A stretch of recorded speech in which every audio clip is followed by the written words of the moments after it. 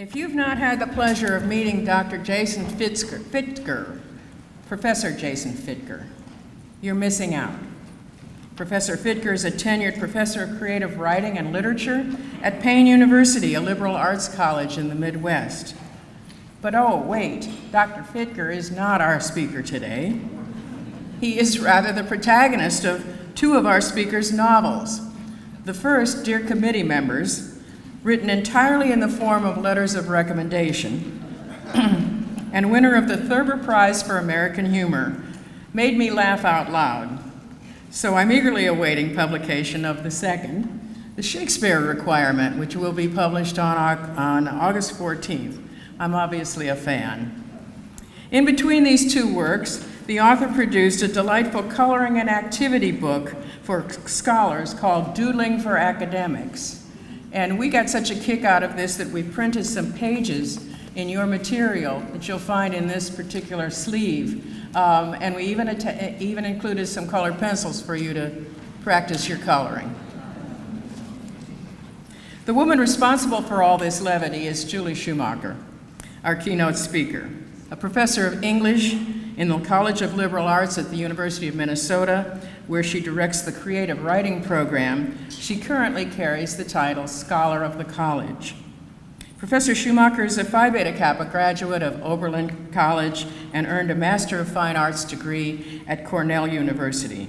She's taught at the University of Minnesota since 1996, and before that at Augsburg College, the University of St. Thomas, and St. Olaf College, all in the greater Twin Cities area. Her stories have regularly been published in the Best American Short Stories anthologies. And in addition to her higher education humor, she has written 5 works of young adult literature, including, wait for this title, The Unbearable Book Club for Unsinkable Girls. Please join me in welcoming the only woman to have won the Thurber Prize for American Humor, here to talk to us appropriately about keeping calm through humor. Julie Schumacher.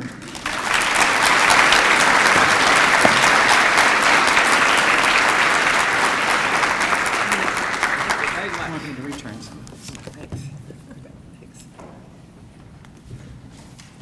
Let's see. Thank you so much. Thanks so much for the invitation. Thanks to Mary Todd for organizing. This is a huge event, and you guys are my built-in audience for this academic satire that I seem to be involved in lately. My talk is called Maintaining a Sense of Humor in Academe, something I very much believe in. I also want to thank Common Good Books and independent bookstores in general for selling copies of my books out in the lobby later. And as Mary said, I think there's a copy of this new book, Jason Fittger Returns, and The Shakespeare Requirement comes out in a couple of weeks. I couldn't seem to get off the academic satire train. But I very much like the keep calm and have a sense of humor track here with this conference, because this is a time of great stress, I think, in higher education, what with rising tuition and student debt, increase in adjunct rather than tenure track faculty hires, and particularly dear to my heart, a decline in support for the liberal arts. It's also, of course, a time in our political and cultural history during which many people are just angry, righteous outrage, often trumping discourse on campus as well as off. So in preparation for this keynote, I did some very in-depth research. I went to Wikipedia and looked up the Keep Calm motto, which informed me that the original Keep Calm and Carry On poster was designed by Britain's Ministry of Information in 1939 in anticipation of the bombing of London. 2 companion posters, also one of them declared that, quote, "Your courage, your cheerfulness, your resolution will bring us victory." I like that one. And now, of course, you can order these Keep Calm mugs and t-shirts with all sorts of different slogans. I have a t-shirt given to me by my daughter that says, "Keep calm and let Bella handle it." My daughter's name is, of course, Bella. She's telling me to back off, Mom. I don't have a Keep Calm in Academe shirt, but having written these satires, maybe that's kind of the same thing. And I'm sure you know, everybody in here knows that there are a lot of academic satires out there. There's Kingsley Amis and Lucky Jim, there's Richard Russo, David Lodge, Jane Smiley, Francine Prose, Nabokov, Mary McCarthy. You know, why are all these people always writing about higher ed, and why is the idea of satire always directed toward higher ed in these novels? I think almost exclusively about English professors in particular. But to me, you know, you take a group of people who have been in school for 25 years, let's say the last 6 or 8 of them burrowed into some cell in a library, obsessively studying one particular, possibly arcane aspect of their discipline, burrowing deeper and deeper, you know, avoiding their friends, avoiding hobbies and a social life. And then you know, if they are very fortunate, you get them a job and you toss them into a room or a department with other people who have been obsessively avoiding their friends and family and studying an arcane subject, and you tell them, everybody get along and govern yourselves. And it's you know, all these bitter, unsocialized people together in a department. It's kind of made to make fun of. It's a strange, I think, and rarefied little world. There was an academic mystery writer, Lev Raphael, who once wrote that, quote, outsiders slam academia for not being the real world, but at times it's far too real. It can exhibit the oversized egos of professional sports, the hypocrisy of politics, the cruelty of big business, and the ruthlessness of organized crime. I thought the organized crime part was probably over the top, but that's why it's fun and amusing. And again, because the title of my talk is Maintaining a Sense of Humor in Academe, I don't want to spend more of my time talking about the problems in higher education, which, you know, there are problems in any area or discipline. I want to talk about how to withstand or endure those problems, and to me, that is often humor. In fact, positive psychologists claim that humor is a way to relieve stress, that it correlates with wisdom and optimism, and a love of learning, and I would agree with that. I think the admirable seriousness of the Academy, with its emphasis on intellectualism and competition, cries out for that kind of relief, the kind of relief that humor can offer. So how to leaven the seriousness of academic endeavor with humor? The approach I have often found useful, both in the classroom when I'm teaching. I teach creative writing almost entirely. I teach everything from freshman writing up to graduate fiction workshops at the University of Minnesota. But in the classroom, or even in my own writing, is to engage with experimentation or a sense of play. I've learned from experience that, you know, my own writing, and generally my teaching, doesn't go terribly well if I approach it with the idea that this is urgent, this is important, this is exactly how I know I have to do this right now. I am much better off, especially with writing, if I can think about what I am doing as a kind of low-stakes, amusing experiment. To adopt a sort of Montessori kindergarten attitude, I try to tell myself, I'm just playing, I am not being serious, I'm just messing around.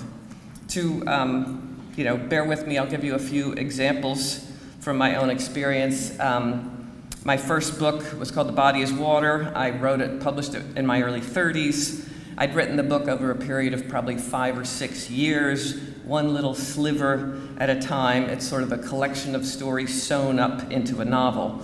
Had no idea whether it would ever see the light of day when I was writing it, but at last I sold it to a small press, and I thought, yes, I figured this out. Now I know how to do it. I know how to write a book. I can be a novelist.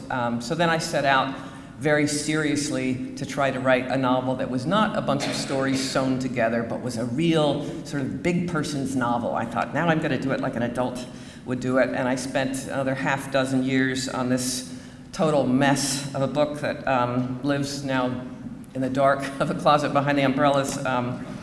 I wanted to burn it outside, but my husband said our yard was too small. I had so many drafts of the thing. So it's duct taped in a box. I never want to see that thing again. And with that failure tucked very securely behind me, I decided that I was a writer with nothing left to lose, and so my own children being young at the time, I would try to write a novel for children. I'm pretty bad at plot as a writer. So I thought this way, many children's books being more directly structured or simply structured, A leading to B leading to C, cause and effect. I will teach myself how to plot by writing a novel for younger readers. And my kids were fond of Charlotte's Web. I made them read that book with me about 15 times in a row until they begged me never to read it again. But I thought, okay, I will graph this thing out and I will understand how it's built. And in another 6 months, again, as an experiment, sort of to amuse myself, I'd written the whole book. It was this miracle. I thought, I did it. I figured it out. Now I know how to do it. I will be a very serious writer of young adult novels. And the next novel I tried to write for kids was a total mess. I threw most of it away. So, a lot of times I have to trick myself into a project. I have to tell myself that I am not seriously engaged in something. I am just playing, especially in the beginning stages. But I do need to approach any project with, I think, curiosity, a sense of experimentation, and I would say sort of open-ended sense of humor. The writing, for me, that way is more successful. I wonder if this wacky idea might be a go is a much better starting place for me than anything else. And that's how the Novel Dear Committee members began. I was, in fact, inflicting a series of writing exercises on a group of undergrads in a fiction writing class. Again, in the classroom, I like to tell people, you're just going to start by playing around. Forget the 9,000 page novel about elves that you've been writing. We're just going to try one quick little thing in the classroom here. And it's funny, in creative writing, people come into the classroom often and they'll say, oh, well, I don't really want to do those exercises you gave me. I'm writing this book. And I say, well, you don't walk into a math class and say, I'm just here to add and subtract. I'm not, your stuff doesn't really interest me. So I tell them, no, actually, you write that novel about the elves on your own time, and here in the classroom, this is what we're going to do. So I had told them, start with a structure. Sometimes having the terror of the blank page in front of you can be awful and intimidating, so pick something you know something about. The American presidents, dog breeding, ballroom dancing, archaeological dig, something that you already have some familiarity with, that is already interesting to you, and think about how you could create a form or a structure out of that thing. So, a student who's interested in archaeology, how could you make a work of fiction or a poem out of a list of things found at an archaeological dig? How could a person who is interested in music or dance construct a short story that is about learning to dance or the movements in a piece of music? So the students, I told them, have fun, just play with this, see if you get anywhere. And they set to work, happily so. Writing exercises, I think, can be fun. But my students gave me a hard time and said, okay, well, you say this is so easy. Is this how you usually start a work? I said, no, I don't do this at all. In fact, I just wanted you guys to give it a whirl. And so they said, no, you have to tell us what your structure or form would be. And I said, the one I know best is the letter of recommendation, because I'm always writing them for you guys. And I told that to a colleague who said to me, that could actually be a good idea. And I thought, really? A book made out of letters of recommendation? But I thought, well, I had told my students they had to do it, so maybe I would try. And it had the potential to be weird but fun. And I just wrote it letter by letter, thinking, how do I glue this thing together? And the academic coloring book started with the same sense of experimentation. An editor at the University of Chicago Press came across a copy of my novel and sent me an email proposing the idea of a coloring and activity book.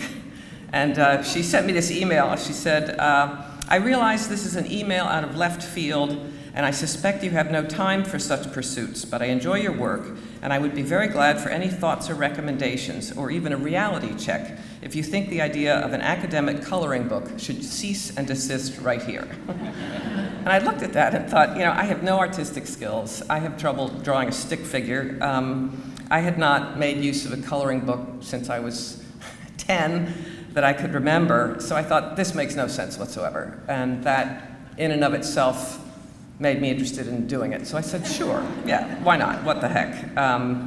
To me, I think the value in this just messing around is you can find meaning and make art out of something that is sometimes more comic than serious. And I think comic and serious are not always opposites. They can actually be very friendly co-workers on a project with you. So that's where the realization for both of these books came from. This next novel I've written, The Shakespeare Requirement, picks up where Dear Committee members left off.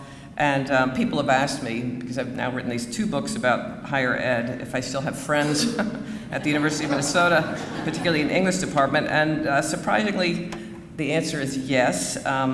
They in fact said to me that I should have a suggestion box on my office door so that when weird things happen to them at work, they could just slip them into my suggestion box and I could write them into something.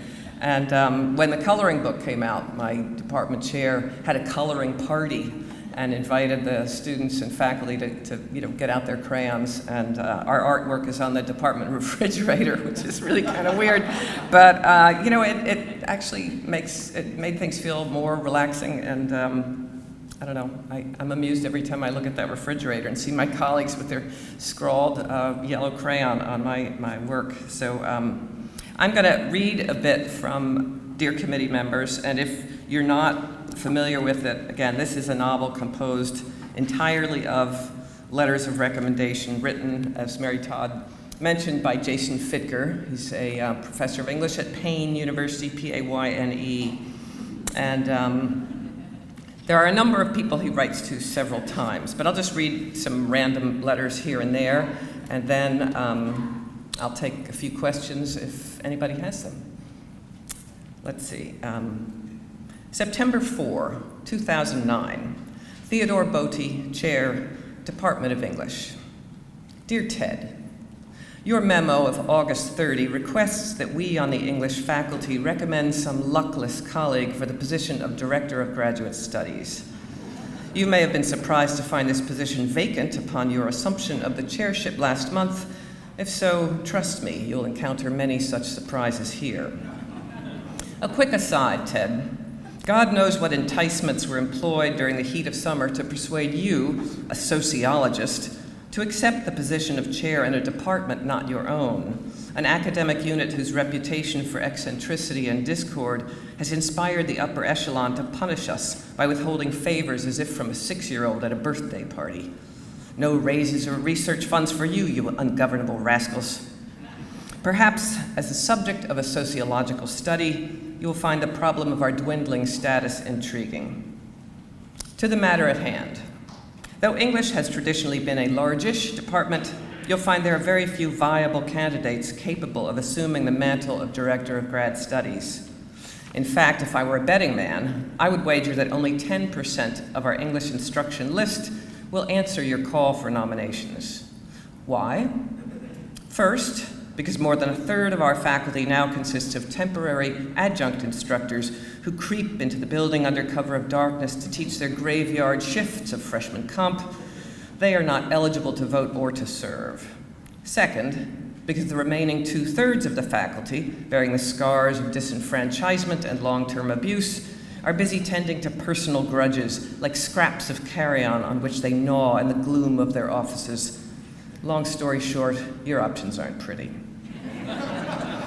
After subtracting the names of those who are on leave or close to retirement and those already serving in the killing fields of administration, you will probably be forced to choose between Franklin Cantrell, no, spend 5 consecutive minutes with him and you will understand why, Jennifer Brown Wilson, a whipping girl for the theory faction, already terrorized, she will decline. Albert Tyne, under no circumstances should you enter Tyne's office without several days' warning. More on this later. Donna Lovejoy, poor overworked creature, I hereby nominate her, anonymously please, with this letter and me. You'll find that I make myself unpleasant enough to be safe from nomination. And Fien, Lovejoy will sag under this additional burden, but she will perform.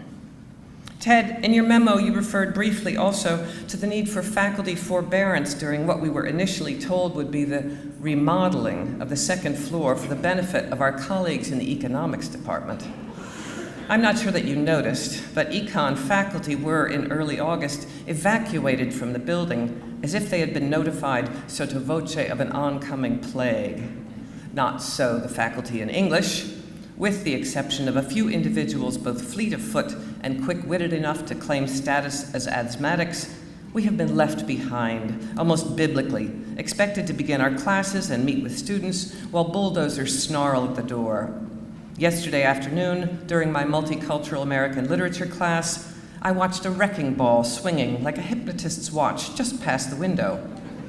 While I am relieved to know that the economists, such delicate creatures, have been safely installed in a wing of the new geology building where their physical comfort and aesthetic needs will be addressed, those of us who remain as castaways here in Willard Hall risk not only deafness but mutation. As of next week, we have been instructed to keep our windows tightly closed due to particulate matter, but my office window, here's the amusing part, Ted, no longer shuts. One theory here: the deanery is annoyed with our requests for parity and, weary of waiting for us to retire, has decided to kill us. Let the academic year begin. Cordially, and with a hearty welcome to the Madhouse, yours, Jay.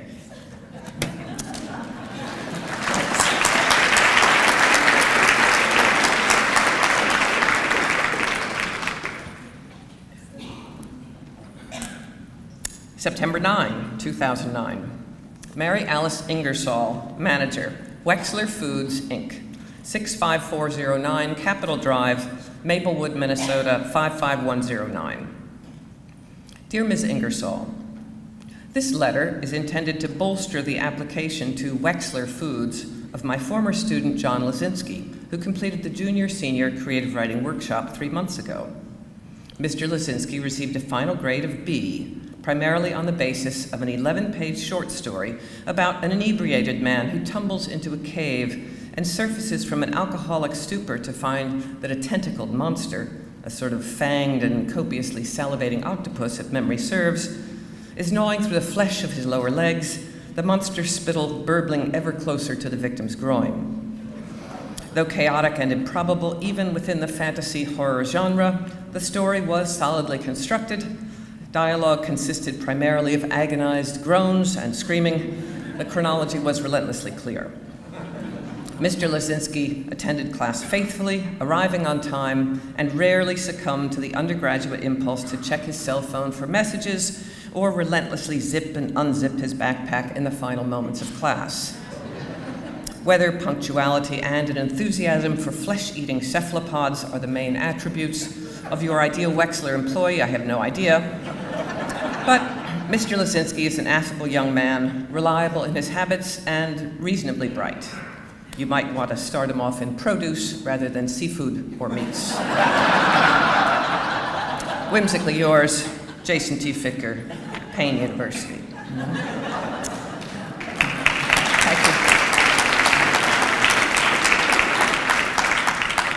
There are a number of people that, when I was trying to glue the book together, I had him write a number of letters to certain people over and over in order to create a through line, and one of them is his ex-wife, who works in the law school at Payne. September 22, 2009, Payne University Law School admissions, care of Janet Mathias, AKA Janet Mathias Fitker, 17 Pittlinger Hall. Dear admissions committee members and Janet, this letter recommends Melanie de Rueda for admission to the law school on the well-heeled side of this campus. I have known Ms. de Rueda for 11 minutes. 10 of these were spent in a fruitless attempt to explain to her that I write letters of recommendation only for students who have signed up for and then completed one of my classes. This young woman is certainly tenacious, if that's what you're looking for. A transfer student, she appears to be suffering under the delusion that a recommendation from any random faculty member within our institution will be the key to her application's success. Janet, I know your committees aren't reading these blasted letters, Under the influence of our final martini in August, you told me as much. I wish I had an ex-wife like you in every department.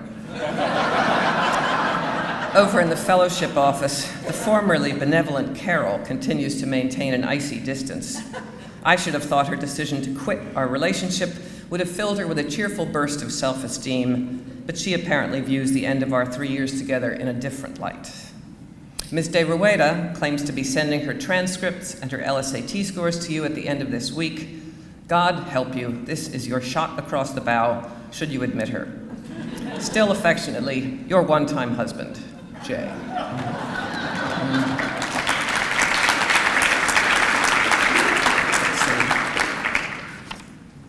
Let's see. There are a few things, people have asked me sometimes, where did I come up with Fittker? And I think, he's me. I hate to say it. He's able to say all the things that I would sometimes think and never say or write down, all the stuff that comes into your mind and you think, that would be terrible, don't do that. He just goes off with them. And one similarity I do have with him, though, is I am really bad with technology, and so that's where this next letter comes from. November 24, 2009. Confidential reference for Cynthia Goldberg. Please complete the following to the best of your knowledge. 1. How long and in what capacity have you known the applicant? Greetings, committee members. I have known Ms. Goldberg for almost 3 years. She was my student in 2 undergraduate classes, the 20th Century American Survey, which begins with 2. Give a brief description of the applicant's aptitude and/or past performance. Ms. Goldberg received a B+ in the chaotic welter of the survey, an introductory course designed by the university to function as part academic lecture, part flash mob, because of the unrestricted and steadily rising number of enrolled students. In the short story class, Ms. Goldberg received a B-, perhaps unfairly. The size of the class, 3. Do you know of any reasons why the applicant should not be given responsibility as stated on the list of qualifications above? First, I'll finish my response to question 2. Your blasted form cut me off. The survey class enrolled 75 undergraduates, many of whom signed up because of my reputation for Sturm und Drang, bored by the material, that is, books. They nonetheless enjoy watching me pull at what remains of my hair while I stamp back and forth in paroxysms of incredulity at the back of the room. Not granted a teaching assistant to help with the evaluation of essays, I was forced to require in-class exams rather than allow the students to draft and revise their work in the quiet sanctity of their dorm rooms. In an ideal world, I would outlaw literature exams entirely. I would also eschew the twin barbarities of attendance and participation as grading criteria, necessitated, of course, by workload increase. Ms. Goldberg was 4. Are there any other comments you would like to add? Yes, I would like to finish my fucking sentences. I suppose your organization is to be commended for not resorting to the absurd array of little black boxes in which recommenders like me are asked to rate applicants according to A, likelihood of earning a Nobel Prize, B, personal hygiene, C, ability to form coherent sentences not punctuated by like or really or other verbal fluff. But given that your damnable form has cut me off every time I initiate a thank you.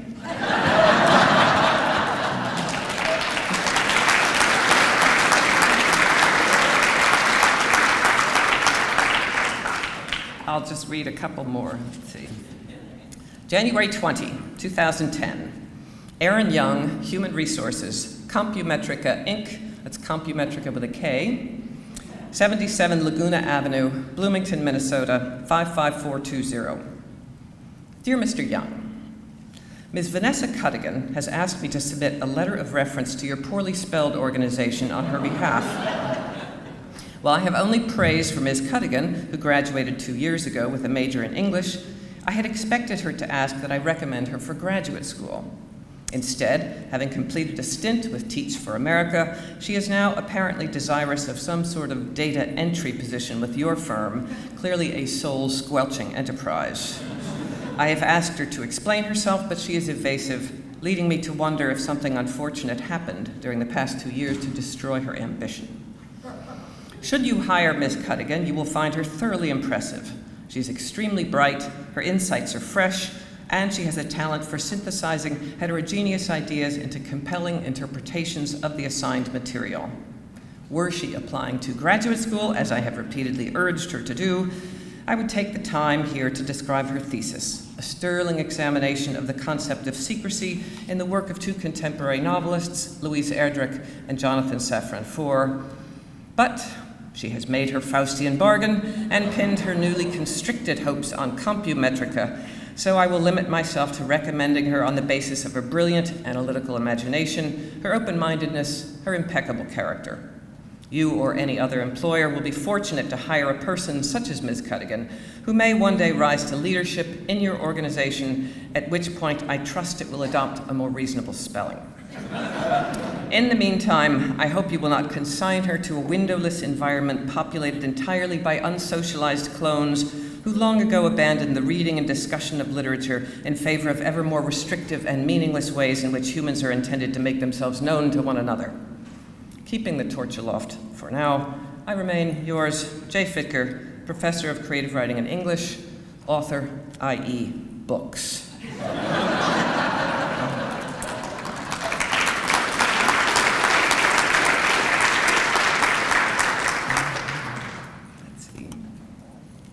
I have time for two more.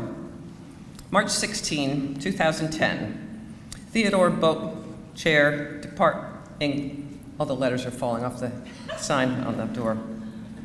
Dear Ted, obediently complying with your latest summons for superfluous information, I am, yes, thoroughly willing to recommend Arabella McCoy for the position of teaching assistant mentor, her duties to begin midsummer, a period of time during which, one can only hope, the poisonous vapors seeping through the vents in Willard Hall will have dispersed, and the economists, scepters agleam, will be reinstalled in their throne rooms over our heads, emerald chalices raised in a grand huzzah for the coronation. You understand, of course, that Ms. McCoy is a stranger to me. I may have glimpsed her in the hall, the poor burdened wight, as she trudged from one lecture to another in her yard sale clothes, thick piles of yet-to-be-graded undergrad essays under a raw-boned arm. But mainly as required, I have skimmed her CV and her letter of interest, both of which express the requisite theater of the absurd language about pedagogy and the euphoria of learning. Suffering creature, by all means, yes, yes, I endorse her bid for the mentorship. May the bump in salary allow her to avoid scurvy by adding fruit to her diet once a week. While we're on the important topic of health, there must be something you can do, Ted, about the thick coils of tubing that, as of yesterday, emerged from a sizable hole in the wall outside my office. Resembling the heads of a modern-day hydra, these tubes periodically cough up flocculent curds of unidentifiable gray material, as if issuing a warning to those of us who work here in Willard Hall. Sometimes in my daydreams, Ted, I envision our building in a cutaway view, as if it were a painting by Hieronymus Bosch. The economists placidly robed in the uppermost quadrant, nearest to God, and beneath them, on the lower floors, close to the churning wrath of the boiler, the condemned in a blood-stained, pulsing version of hell. I'm certain Ms. McCoy will be an apt and responsible mentor, extracting pleasure from the task. As always, I am yours, Jay.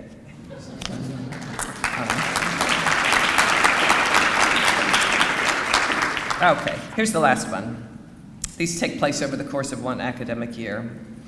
April 23, 2010, Letitia Alastair, Flanders Nut House, 771 Glass Lake Road, Glass Lake, Wisconsin, 54153.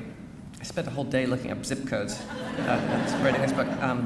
Dear Ms. Alastair, this letter recommends to you my student, Oliver Postiglione, who informs me that he has applied for a summer job at Flanders Nut House at the south end of Glass Lake.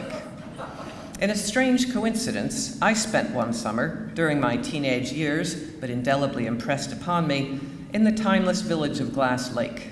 And as if I were at this very moment standing on the cracked sidewalk in front of it, I can envision the screen door of the nut house slapping shut in the breeze, and recall the smell of my favorite purchase, the roasted almonds wrapped, still warm and lightly salted, in a paper cone.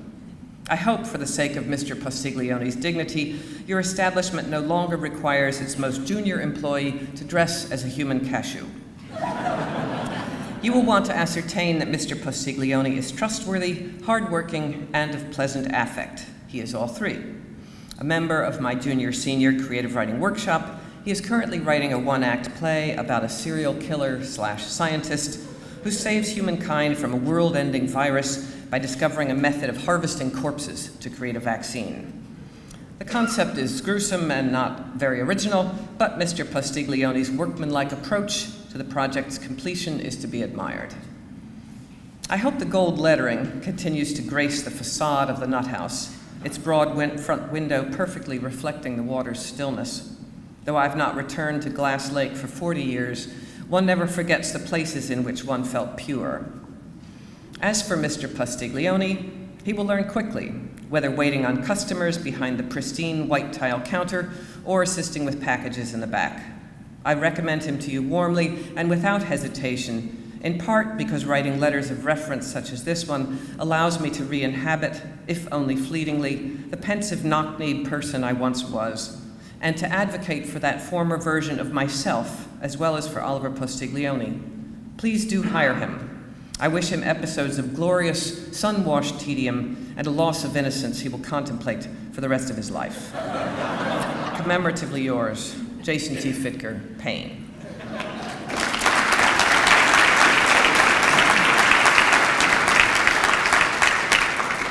And I have, I think, 10 minutes or 15 for questions, if anybody has any. Yes? Hi. When you come up against people who don't share your values for humor and campus administrators, what tactics do you take? What tactics do I take? Do you plow right through and continue to support that it's important? Because I find that a lot of people don't value it. I think, yeah, it's tricky. It is tricky, and you know, in writing the book, it was very easy because I wasn't writing it in front of someone. You know, in conversation, it's totally different. You see the look on the face, and you think, "Uh-oh, not going over here." But thankfully, actually, the dean at my school threw me a little party for the book, so he was wonderful about it.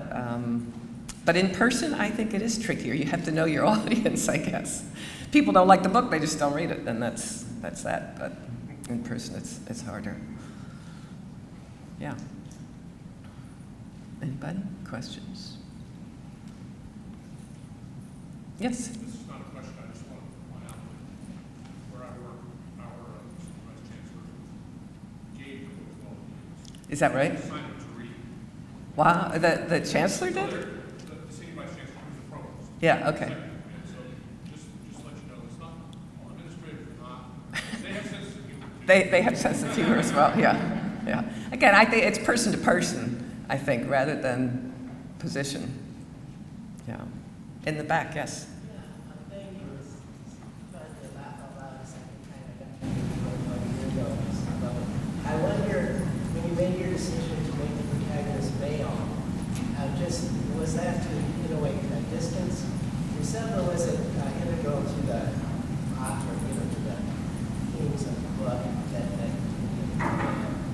Yeah, why did I make him male? I know, I think that's a really interesting question. And when I started the book, I wasn't thinking academic satire or humor. I was just thinking, is it possible to make a novel composed of letters of recommendation, and what would that look like? And early on, I thought, obviously you don't write about yourself in a letter of recommendation for your student. That would be bizarre. But I thought, there's no other way I can portray this character. How do I depict a character if this character is always talking about someone else and never about him or herself? So the first thing I realized is he's got to be wildly inappropriate. This person has to be egotistical, inappropriate, bullish, and you know, I don't want to get my foot in my mouth too deeply, but it never occurred to me to make this person female. Never occurred to me.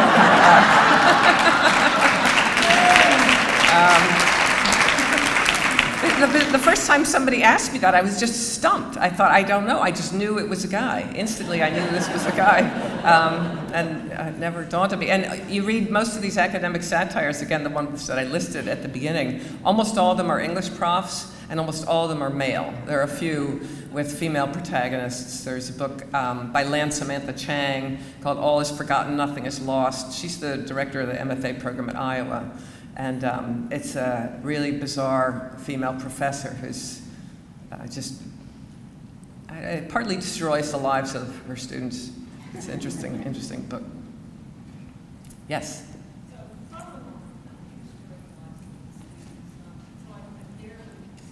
I'm sorry, I can't hear you.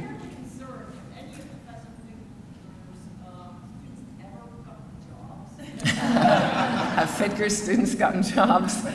I think they do, and it's a different experience if I read this book in front of students.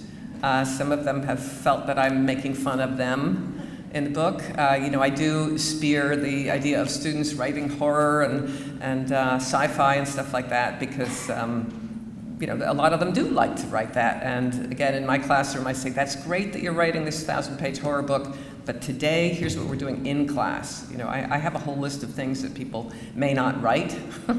Nothing set on another planet, nothing set outside like the 50-year time span in which we now exist, nothing for the point of view of an animal or an inanimate object. I once had to read something from the point of view of a horse in the Civil War.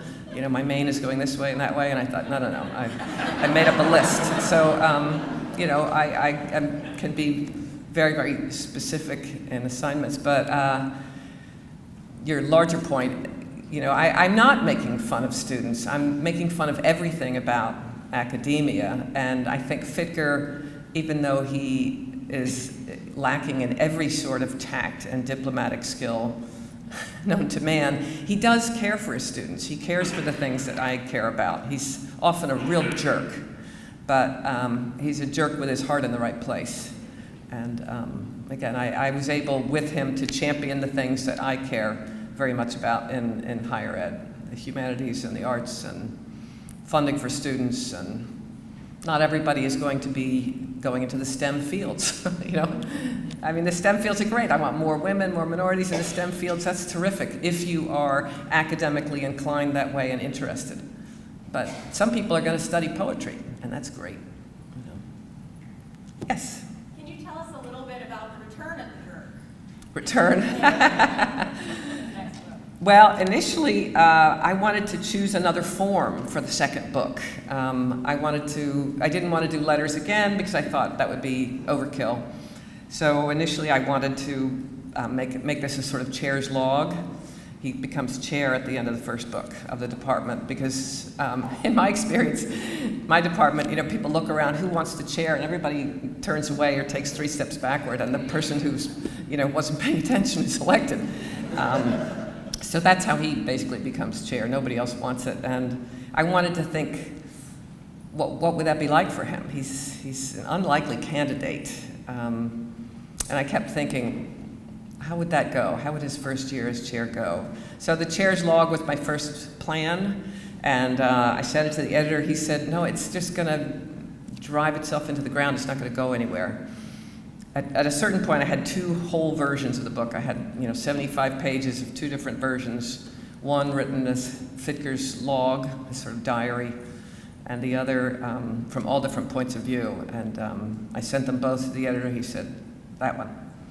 So I hadn't ever done that before, written 2 versions of the same book. It was making me kind of crazy at first, going back and forth. So he lives to do a year as chair. That's where he starts. And there is an evil economist. I always feel bad. I don't know any economists personally. So it was easy to just use the econ guy as a bad guy. But in my building at the University of Minnesota, you walk into the first floor and it says, "Welcome to the Institute of Technology and Higher Mathematics," and then English upstairs. And their floor has a Starbucks and a little, a tile floor with the North Star of Minnesota. And then you go upstairs and there's these bent metal lockers and the chipped linoleum, and it's like English. There it is. So when I started the first book, the IT people had begun to tear their floor apart and rehab it, and I thought, perfect, this goes right in there. So, one or two more questions, if anybody has them. Oh, yes, I'm sorry. Have you seen a decrease in students asking for recommendations? No, it's amazing. It is amazing. I mean, the grad students I have heard of the book or read it sometimes, and so they will offer a kind of chagrined, well, I feel funny asking you now that the book is out, but would you mind? The undergrads often don't know about the book, so that's okay. And I tell the undergrads all the time, if you need letters, and at some point you will need letters, you should ask the professor, do you feel comfortable, would you feel comfortable writing me a letter? Because I say, if the person looks at you askance, maybe that's not the right person to write you a letter. And there was a great email that went around at the U a while ago. One of the grad student TAs sent it to me. It was from an undergraduate who said, I'm hoping for a letter of recommendation. I asked my professor if he or she would write me a letter, and the professor said, well, why don't you, in essence, give me a kind of outline, which, makes sense. I took your class during this year, I volunteered for this. I think a lot of us do that. Give me the raw material and remind me of who you are, and et cetera, and then I'll write you the letter. But this person said that the professor wanted a draft, essentially give me a draft. And so this guy, the student, took it one step further and said, I'm willing to pay anybody $50 to write me this letter, and then I will give it to my professor who will sign it. And I thought, wow, that's a new combination. I hadn't seen that before. And I don't know if the professor looked at this lovely letter and just signed it, or decided that was not going to fly. So, but the whole letter writing industry, it makes me crazy. The first thing I thought about when reading this is, for our MFA program, we require 3 letters of recommendation for people wanting to get in, which makes sense, of course. But I think in the last couple of years, we got 500 people apply for 12 places, which is absurd number of people, and most of them in fiction, which is what I read. And so there must have been, I don't know, 200 people applying in fiction for 4 places. And each of the 200 has, 3 letters attached. And if the writing sample isn't good, we never read the letters, because if somebody doesn't write terribly well, this isn't the person for our program, that maybe they do better in something else. And so I think all these people are writing all these letters, nobody's reading them, and I bet nobody's reading my letters either, It just started to strike me as a wacky system. There was also a moment when I was asked to nominate students for an English award, and so I happily say, yes, this student is a wonderful writer, great student. There were 2 or 3 students I recommended for the award, and then I was told, you're the judge for the award. And I thought, geez, I just wrote these letters to myself. Didn't need to write them at all, in fact. So I don't know, I think the letter writing is kind of become a mania. Yes? So on the heels of that response, how often have you channeled your inner Jason Ficker in writing a letter? Never. No. I wouldn't do it, no. I mean, I've seen odd letters. I have occasionally seen, and you can see what amounts to me as a red flag in a letter. It'll say, this person received a B in my class, wrote a paper on X, Y, or Z. An unusual sense of humor, and you think, what does that mean? Why is that in the letter? Red flag. But I wouldn't do a Ficker. I wouldn't do it. Okay, last one. Do you frequently fine-tune committees that you talk about what's not in the letter? I'm sorry. The committee members talk about what's not in the letter, what's not being said. Sure, Yes. at the absence, because nobody I know would write a letter like Ficker writes. Nobody would do that. So it's all in subtlety rather than overt comments. But you guys have lots to do today, so thank you very much.